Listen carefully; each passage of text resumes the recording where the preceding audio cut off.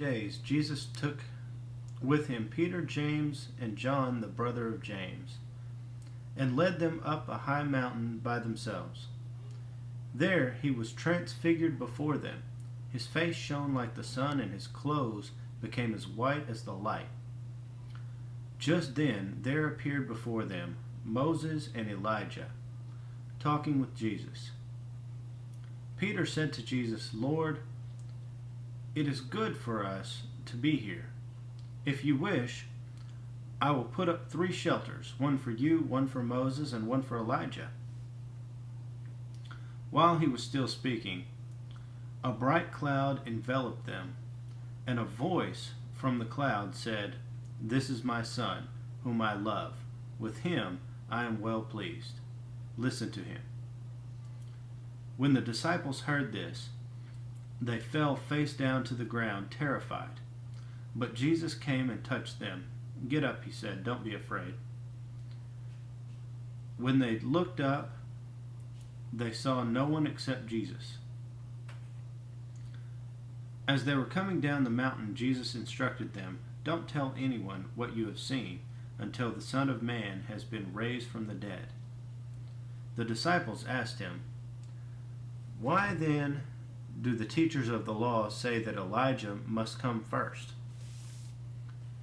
Jesus replied, "To be sure, Elijah comes and will restore all things.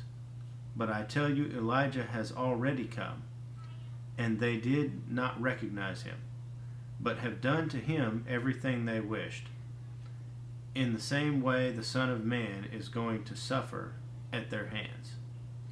Then the disciples understood that he was talking to them about John the Baptist.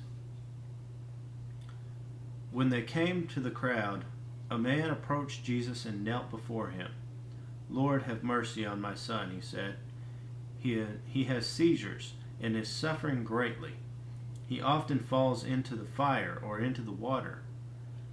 I brought him to your disciples, but they could not heal him."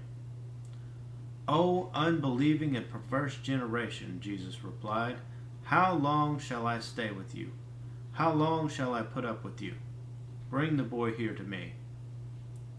Jesus rebuked the demon, and it came out of the boy, and he was healed from that moment.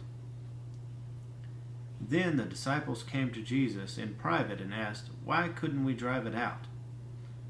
He replied, "Because you have so little faith.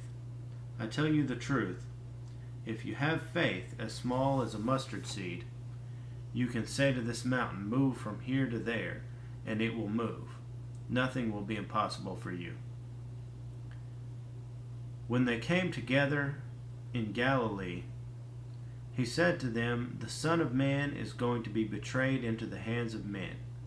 They will kill him, and on the 3rd day he will be raised to life." And the disciples were filled with grief. After Jesus and his disciples arrived in Capernaum, the tax collectors of the 2 drachma tax came to Peter and asked, "Doesn't your teacher pay the temple tax?" "Yes, he does," he replied. When Peter came into the house, Jesus was the first to speak. "What do you think, Simon?" he asked. "From whom do the kings of the earth collect duty and taxes? From their own sons or from others?" "From others," Peter answered. "Then the sons are exempt," Jesus said to him. "But so that we may not offend them, go to the lake and throw out your line. Take the first fish you catch, open its mouth, and you will find a 4 drachma coin. Take it and give it to them for my tax and yours."